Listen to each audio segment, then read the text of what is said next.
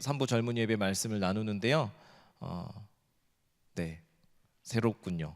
네, 어느 대학교 교수님이요 수업을 시작하면서 이제 종교에 관한 이제 조사가 필요했는지 이제 수업하는 중에 이제 그런 질문을 합니다. 불교 어느 종교를 믿는지를 이제 물어보면 거수를 하는 거죠. 불교 믿는 사람, 불교 다닌 사람, 종교가 불교인 사람 손 들어보더라. 학생들이 손을 번쩍 들었습니다. 그리고 천주교 역시 많은 사람들이 손을 번쩍 들었습니다. 이렇게 여러 종교들을 이야기하고 기독교를 마지막으로 이야기했는데 한 학생이 손을 들다가 바로 내렸습니다. 왜냐하면 이번에는 아무도 들지 않았기 때문에 손을 이렇게 올리려다가 들지 않는 사람들 보면서 손을 내린 거죠. 여러분, 이 에피소드가 우리에게 전해주는 메시지가 무엇일까요? 기독교에 대해서 자랑스럽게 생각하지 않다는 것 아닐까? 여러분, 어쩌다가 기독교에 대한 이미지가 이렇게 부정적으로 흐르게 된 것일까요? 나쁜 그리스도인이라고 하는 책에서 데이비드 키네먼과 게이브 라이언은 예수를 믿지 않는 한 외부인의 시선을 통해서 세상 사람들이 기독교에 대한 어떠한 시각을 갖고 있는지 그 책에서 나쁜 그리스도인이라는 책에서 이렇게 설명을 하고 있습니다. 그 외부인의 설명은 이렇습니다. 내가 만났던 대부분의 그리스도인들은 매우 보수적이었고 자신들의 사고의 틀에 갇혀 있고 반동성애 성향의 낙태 반대론자에 항상 화가 나 있고 폭력적이고 비논리적이고 자신들만의 제국을 건설하려는 사람들이라고 생각하고 있었다. 여러분들은 이 시각에 동의하십니까? 네, 그런데 성경에 있는 그리스도인들의 이미지는 사실 그렇지 않습니다. 당시 사람들이 그리스도인들에 대해서 어떤 이미지를 가지고 있었느냐를 알 수 있는 것은 사도행전 2장 47절 말씀을 보면 그 당시 사람들이 그리스도인들에 대해서 어떻게 생각하고 있었는지를 알 수 있습니다. 함께 읽어볼까요? 시작. 하나님을 찬미하며 또 온 백성에게 칭송을 받으니 주께서 구원받는 사람을 날마다 더하게 하시니라. 아멘. 구원받는 사람들이 왜 많아졌다고 사도행전에 기록하고 있습니까? 온 백성에게. 제가 영어 성경을 찾아봤거든요. 그러니까 all the people 이렇게 기록하고 있더라고요. 그러니까 모든 사람들에게 칭송받을 만한 이들이 그리스도인들이었다라고 하는 것입니다. 야, 저 사람들 대단해. 야, 어떻게 저런 삶을 살 수 있지? 나도 그리스도인이 되면 저런 삶을 살 수 있을까? 저런 사랑의 삶을 살 수 있을까? 이들의 삶의 모습을 보면 하나님을 향한 찬양의 절로 나올 수밖에 없었다는 것이죠. 그들이 바로 그리스도인들이었던 것입니다. 그들의 삶의 방식이 독특하니까 그들이 믿는 그리스도를 따서 그리스도인이라는 말이 사도행전에서부터 시작된 것입니다. 여러분들은 그리스도인 하면 그리스도인들은 어떤 사람이어야 한다라고 생각하십니까? 저와 여러분들의 주변 사람들이 여러분들을 어떤 사람들로 생각하고 여러분들 어떻게 비춰지고 있을까? 우리가 함께 읽었었던 본문은 하나님의 보호하심으로 인해서 가이사랴에 도착해서 벨리스 총독 앞에 선 바울이 공식적인 재판을 받는 장면입니다. 그 재판 가운데 아나니아라고 하는 대제사장의 사주를 받은 변호사 더들로가 바울을 고소하고 있어요. 어떤 내용으로 고소를 하냐면 5절 이후의 내용입니다. 첫 번째, 소요를 일으켜서 로마의 평화를 위협했다. 그리고 두 번째, 이 사람은 나사렛 이단의 괴수다. 세 번째는 성전을 더럽혔다. 이 세 가지를 들어서 이제 바울을 고소하고 있는데 여러분, 이것은 사실이 아닙니다. 바울이 얼마나 억울했을까요? 그런데 성경은 왜 그러면 이런 바울의 고소 장면을 자세하게 기록하고 있을까? 이게 궁금하더라고요. 그것은 바울이 고소당한 이 내용을 통해서 그 당시 바울이 신앙생활을 하던 선교를 하던 교회가 처음 시작되었을 때 사람들이 그리스도인을 어떻게 생각하고 있었는지를 자세히 알 수 있기 때문에 그리스도인들이란 어떤 사람이어야 하느냐 그것을 가르쳐주기 위해서 이 재판 장면을 자세하게 기록하고 있다라고 하는 것입니다. 다시 말해서 다른 사람들이 우리를 바라볼 때 그리스도인들이 가지고 있어야 할 정체성이 무엇인지를 알려주기 위해서 오늘의 본문이 기록되어 있다라고 하는 것입니다. 저는 오늘 바울을 고소한 내용대로 사람들에게 우리가 그렇게 비춰지기를 소망합니다. 그래서 우리를 통해서 정말 그리스도인들이 되는, 여러분들을 통해서 다른 사람들이 또 변화되어지고 그리스도인들이 되는 놀라운 역사가 있기를 축복합니다. 그렇다면 세상이 보여주어야 할 그리스도인의 정체성은 무엇일까? 첫 번째는 복음을 확산시키는 사람입니다. 따라해 봅시다. 복음을 확산시키는 사람입니다. 바울에 대한 첫 번째 고소가 5절인데요.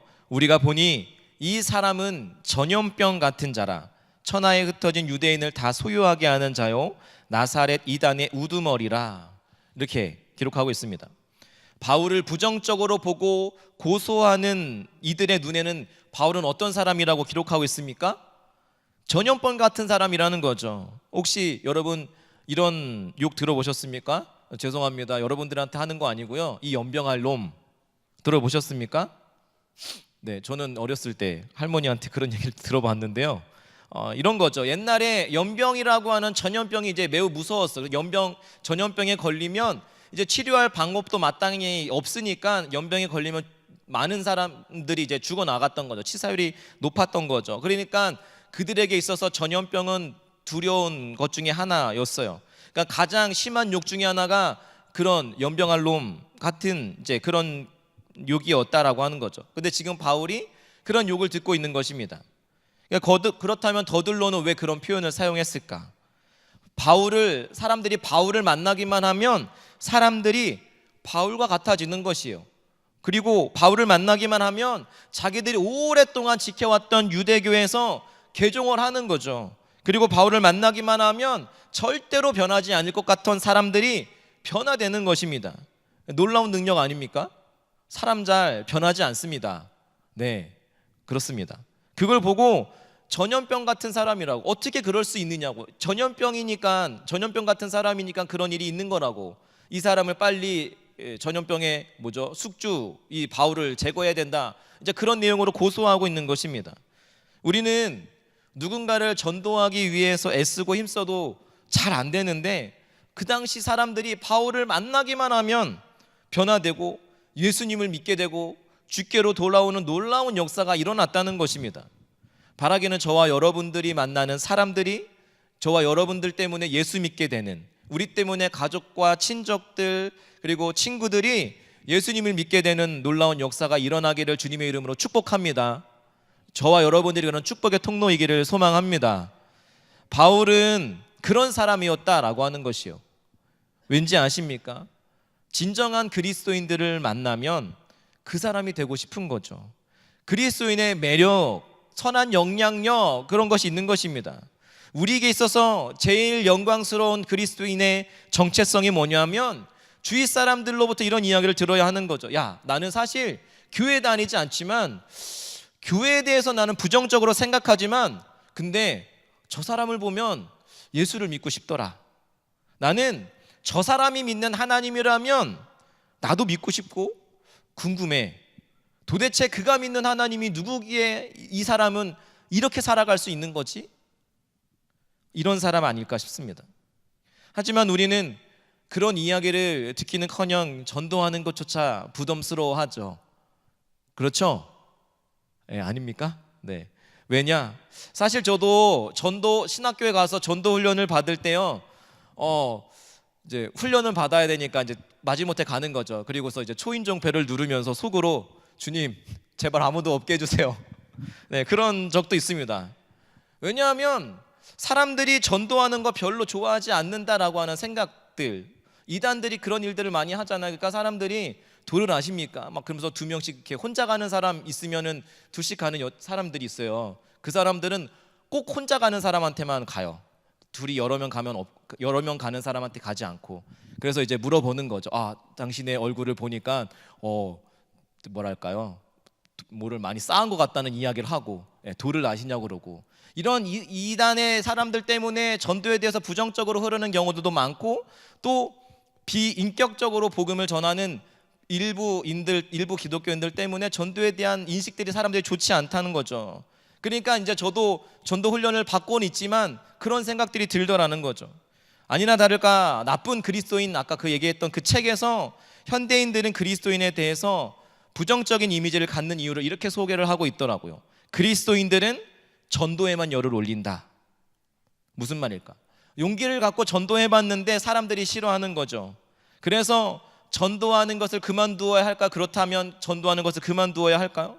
사람들이 전도하는 거 싫어하니까 전도하지 말아야지. 아니요. 우리가 전도의 방식을 바꿔야 하는 건 아닐까? 여러분, 전도가 나쁜 것이 아니고요. 우리가 전도해야 하는 이유는 그곳에 생명이 있고 영원한 유일한 하나님께로 나아갈 수 있는 유일한 길이기 때문에, 기쁜 소식, 복된 소식, 굿뉴스, 우리가 그걸 전해줘야 할 필요가 있는 것입니다. 근데 사람들이 그것을 부정적으로 받아들이는 이유가 있다면 뭐가 잘못된 것이냐? 내용이 잘못된 것이 아니라 방식이 잘못된 것은 아닐까? 전도에 대한 부정적인 이미지를 갖게 된 것은 우리의 그 방식이 잘못되었던 것은 아닐까? 이런 이야기를 들어본 적이 있습니다. 목사님, 거리에서 청소를 해보면 전도하고 난 교회의 전도지들이 나뒹구는 것을 보고 그것을 치우려고 하면 너무 힘들더라고요. 그러니까 전도하고 나서 전도했다면 그 장소에 돌아가서 사람들이 버린 전도지가 있으면 그것도 함께 수거하는 것도 계획에 넣으면 안 될까요? 여러분, 전도는요, 인격적이어야 합니다. 그리고 전도는 신사적이어야 합니다. 전도는 그 사람들에게 비인격적으로 접근을 하게 되면 그 안에 담긴 생명의 말씀, 복음의 내용을 듣기도 전에 그 사람의 태도와 그 사람의 언어와 그 사람의 표정을 보고서 거절하는 것입니다. 사람들이 전도를 불쾌하게 느끼는 것은 그리스도인들이 갖고 있는 복음의 내용 때문이 아니라 우리가 전하는 전도의 방식 때문일 수 있습니다.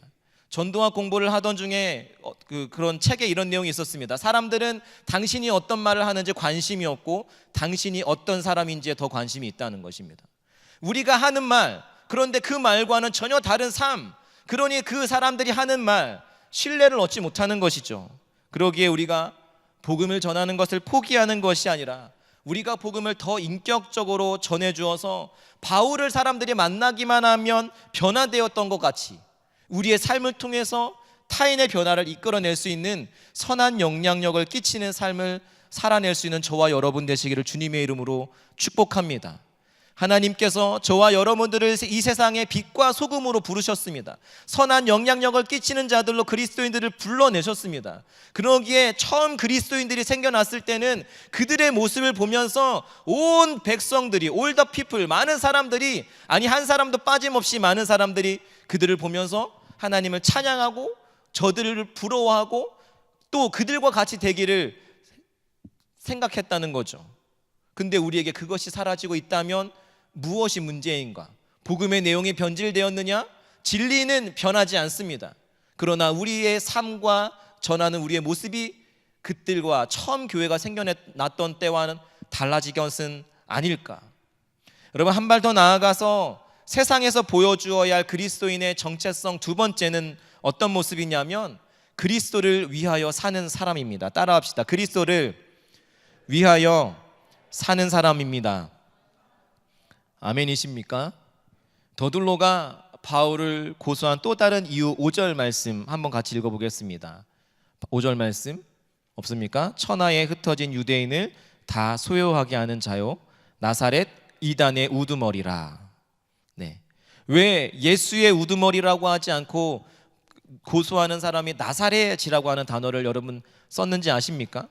당시에 나사렛이라고 하면은 선한 것이라고는 도저히 나올 수도 없는 낮고 천한 아주 낙후된 동네였습니다. 그러기에 나사렛이라고 하는 지명이 언급될 때 재판관은 나사렛 사람이야? 라면서 이제 바울에 대한 부정적인 이미지를 가질 수 있는, 그래서 우리가 이야기하고 있는 것을 받아들여서 바울을 체포할 수 있는, 처형할 수 있는 그런 효과를 위해서 나사렛이라고 하는 단어를 지금 사용하고 있는 것입니다. 그러니까 그 나사렛이라고 하는 단어를 사용해서 이 바울, 전염병 같은 이 바울, 이 사람이 얼마나 경멸의 대상인지를 드러내고자 했던 의도로 이 단어를 사용한 것입니다. 그런데요, 류모세 선교사님이 쓴 책 열린다 성경에서는 이 나사렛이라고 하는 단어를 사실 그리스도인을 의미하는 단어라고 이제 이야기하더라고요. 왜냐하면 나사렛이라고 하는 단어는 히브리어 나츠라트라고 하는 단어인데 이것이 올리브 나무의 뿌리에서 나온 가지, 올리브 나무의 뿌리에서 나온 가지 넷제르라고 하는 단어에서 이 나츠라트라고 하는 단어가 나왔다는 것입니다. 놀랍게도 이 넷제르라고 하는 단어가 메시아를 의미하는 단어거든요. 그러니까 이 사람들은 바울의 부정적인 인식을 갖기 위해서 나사렛이라고 하는 나사렛의 그런 부정적인 표현을 사용했지만 그것은 자기가 무슨 말을 하고 있는지 사실 몰랐던 거죠. 넷제르라고 하는 메시아의 우두머리라고 하는 그런 표현으로 사용되었던 것입니다. 그러니까 바울이 그럼 어떤 사람이었느냐? 예수 그리스도 중심으로 살았던 사람이라고 하는 것을 고수하고 있었지만 오히려 역설하고 있었다라고 하는 것입니다. 그래서 예수를 설명할 때 성경에서는 이 나사렛이라고 하는 단어가 함께 쓰이는 것을 볼 수 있습니다. 사도행전 2장 22절에도 보면 나사렛 예수로 큰 권능과 기사와 표적을 너희 가운데 베푸사. 사도행전 4장 10절에서도 하나님이 죽은 자 가운데서 살리신 나사렛 예수 그리스도의 이름으로. 그러니까 바울은 나사렛 예수 그리스도를 위해서 살았던 사람입니다. 구약만을 믿는 당시의 유대인들, 그들의 입장에서는 기독교는 이단이었습니다. 왜냐? 구약에서 예언하는 메시아는 다윗과 같이 정치적으로 이 나라를 회복하고 영토를 회복할 어떤 그런 정치적인 메시아를 기대했는데 예수님의 모습은 그것이 아니었거든. 오히려 낮고 천하고 사람들이 돌아보지 않는 그 사람들 가운데 함께하는 그 예수님의 모습을 보면서 이는 구약에 예언된 그 메시아일 리가 없다. 신약을 거부하는 거죠. 예수님을 거부하는 거죠. 그들의 입장에서는 예수 그리스도는 이단이나 다름없었습니다. 그런 상황에서 바울이 왜 이런 이야기를 들었느냐?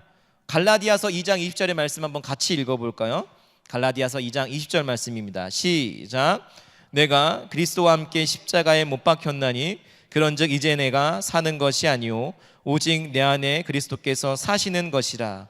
이제 내가 육체 가운데 사는 것은 나를 사랑하사 나를 위하여 자기 자신을 버리신 하나님의 아들을 믿는 믿음 안에서 사는 것이라. 아멘. 하나님의 아들을 믿는 그 믿음을 위해서 평생을 살았던 사람, 그리스도 빼면 시체인 사람, 그리스도를 온전히 닮아가는 아름다운 사람, 그래서 누가 보기에도 그리스도 중심적인 삶을 살았던 사람, 세상의 가치와 방식이 아니라 그리스도인만의 어떠한 특별한 방식을 따라 살고 있었던 바울, 그래서 그는 그리스도 중심으로 살았던 사람이었다라고 하는 것입니다. 사랑하는 여러분, 바로 이들의 고소를 통해서 그리스도인의 두 번째 정체성이 무엇이냐? 남을 위해서, 돈을 위해서, 명예를 위해서, 세상을 위해서 사는 사람이 아니라 세상 사람들과는 다르게 그리스도를 위해서 살아가는 그 모습이 저와 여러분들 가운데 나타나는 것, 그 사람이 바로 그리스도인이라는 것입니다. 그들의 모습을 보고서 저들은 그리스도인이라고 불렀다라고 하는 것입니다.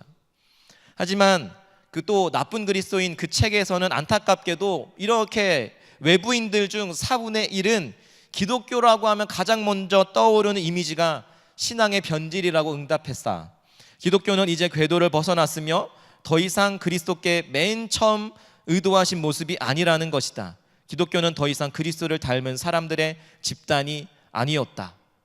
외부인들 4분의 1이 교회를 바라볼 때 그렇게 바라봤다는 것입니다. 여러분, 이 책의 이야기처럼 많은 교회들이 오히려 세상에서도 하지 않는 짓을 일삼는 변질된 집단인 것처럼 보입니다. 그런 모습은 복된 소식, 기쁜 소식인 복음을 전하는 데 오히려 방해의 요소로 작용하고 있죠.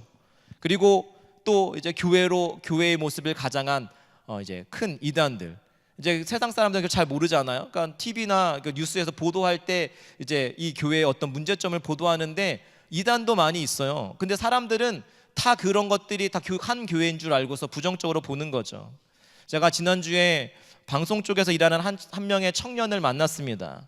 모 방송국의 취재 프로그램 촬영차 요즘 한창 이슈가 되고 있는 그 교회를 취재를 갔다라고 하더라고요. 그러면서 이제 그런 생각을 했대요. 그래도 교회 다니는 사람인데 설마 때리기 하겠어? 이제 그런 생각을 가지고 이제 취재하러 갔는데 이게 웬일입니까? 밀치고 정말 때리고 취재를 막기 위해서 달려드는 사람들을 보면서 덩치가 엄청 크거든요. 근데 무서웠다. 라고 하더라고요. 여러분, 세상을 고발해야 할 교회가 어쩌다가 세상의 고발을 당하는 처지가 되었을까요? 바울과 같이 그리스도를 중심에 두고 그리스도를 닮아야 할 이들이 세상을 닮아가다 보니까 그리스도께서 처음 의도하신 모습에서 변질된 집단으로 전락하고 있는 것은 아닐까. 물론 여러분 안심하셔도 됩니다. 우리가 다니는 교회는 그렇지 않으니까요.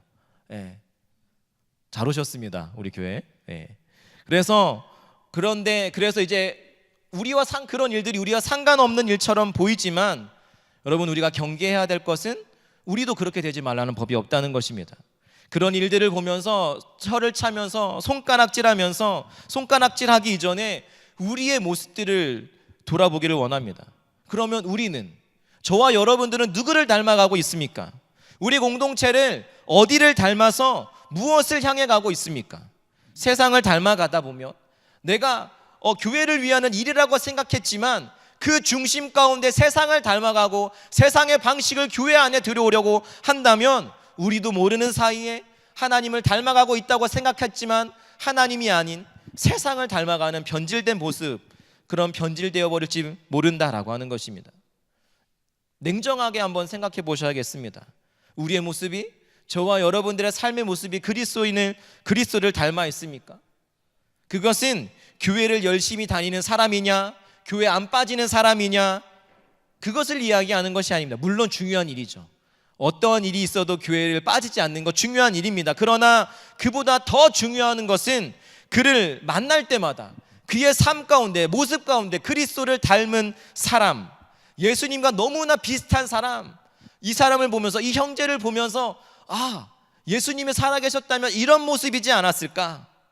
그래서 그 형제를 만나면, 그 자매를 만나면 하나님을 더욱 알기를 소원하는 마음이 일어나고 삶의 변화로 이어지는 사람, 이것이 우리가 갖추어야 할 그리스도인의 정체성 아닐까요? 옆에 사람 한번 보시죠. 예. 인사해 볼까요? 믿음으로 축복하면서 그리스도를 닮으셨네요. 예, 차마 그 말이 안 나옵니까? 지금 모습을 봤을 때 믿음으로 축복하면서 그렇게 되기를 소망하는 마음으로 한 번 더 그리스도를 닮으셨네요 인사하시겠습니다. 네, 네, 그리스도를 닮으셨네요. 네, 뭔 소리예요? 네, 너무 놀라워서 그렇죠? 사랑하는 여러분, 그리스도인은 그리스도를 닮은 사람입니다. 그리스도를 닮아야 할 교회가 세상을 닮아가니까 외부 사람들이 봤을 때, 교회를 바라보았을 때 그리스도께서 처음 의도하신 공동체와는 다른 모습으로 변질되었다는 평가를 받고 있는 것 아닐까.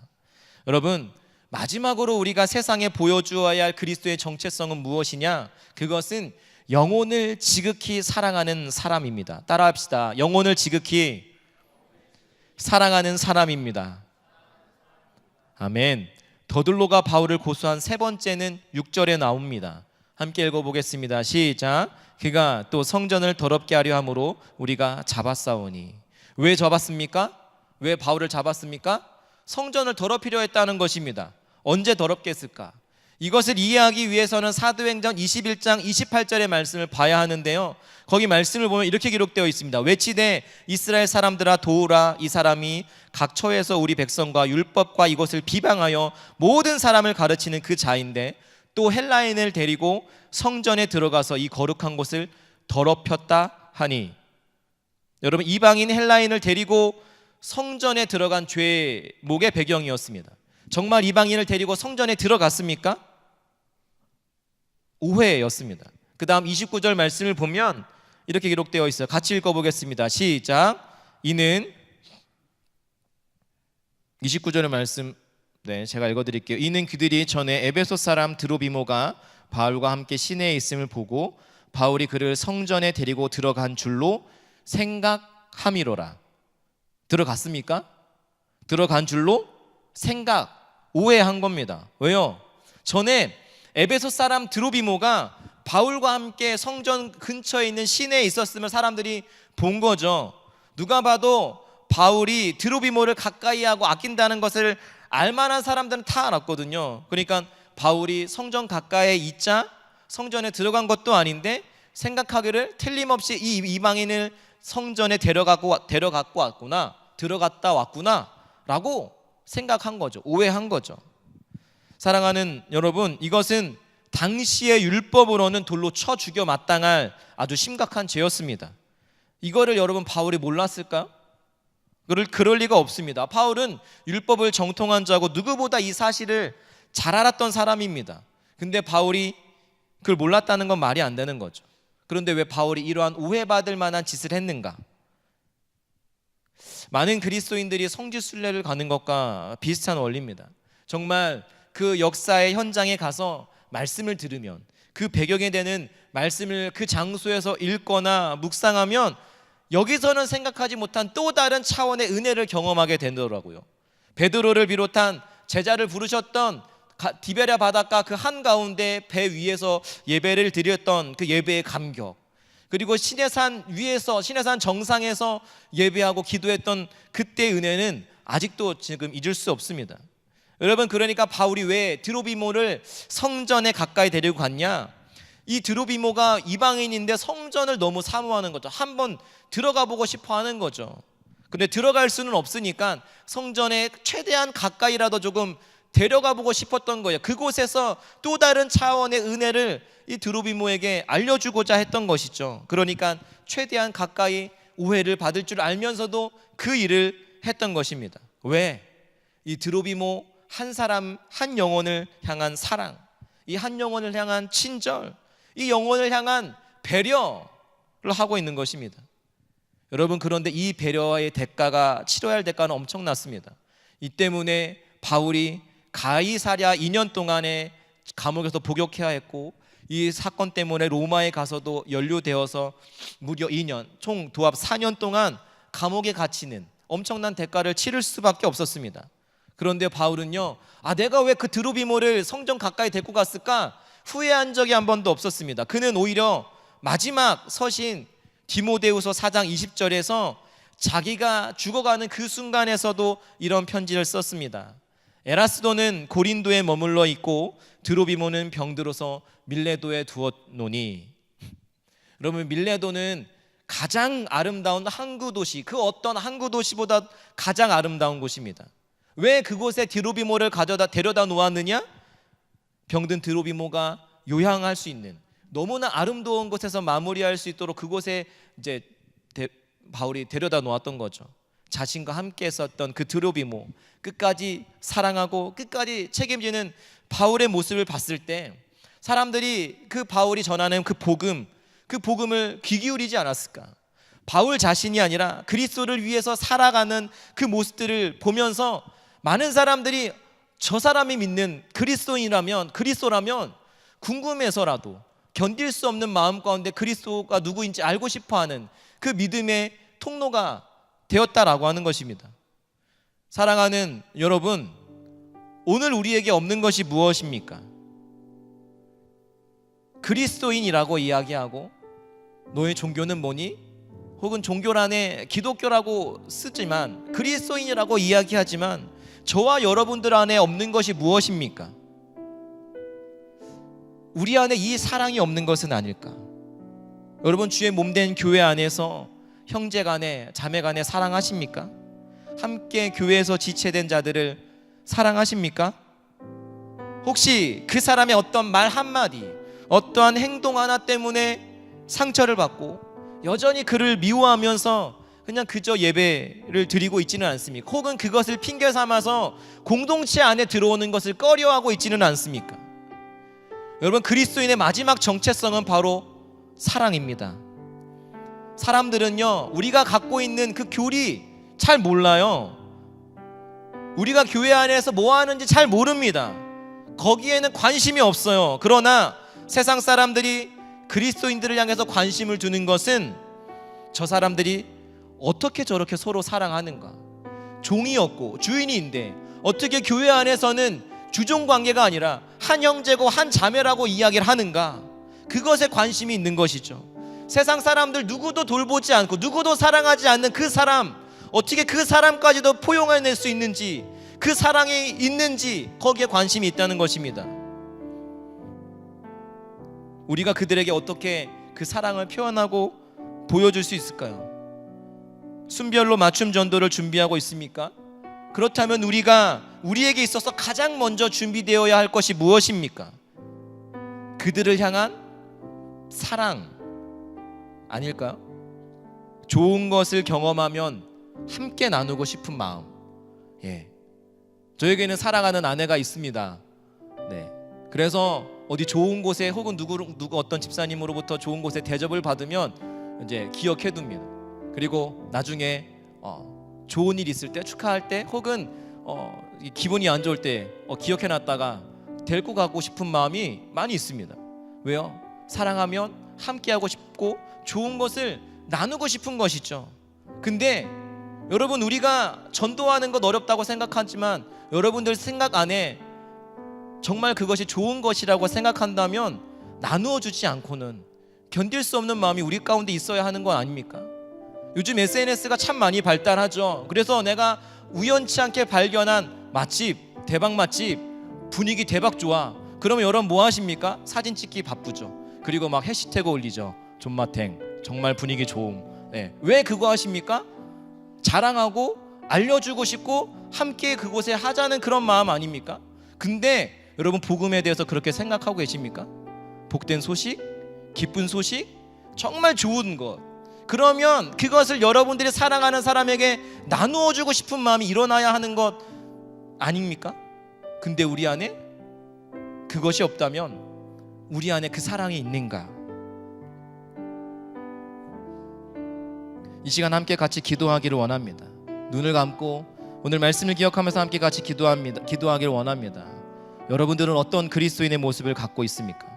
여러분들의 삶과 메시지가 복음을 확산시키는 모습입니까? 아니면 오히려 여러분들의 삶이 하나님의 영광을 가리워서 여러분들이 교회 가자고 복음을 전하지만 그 말을 조금도 신뢰할 수 없는 삶의 모습은 아닙니까? 그리스도의 중심에 둔 삶입니까?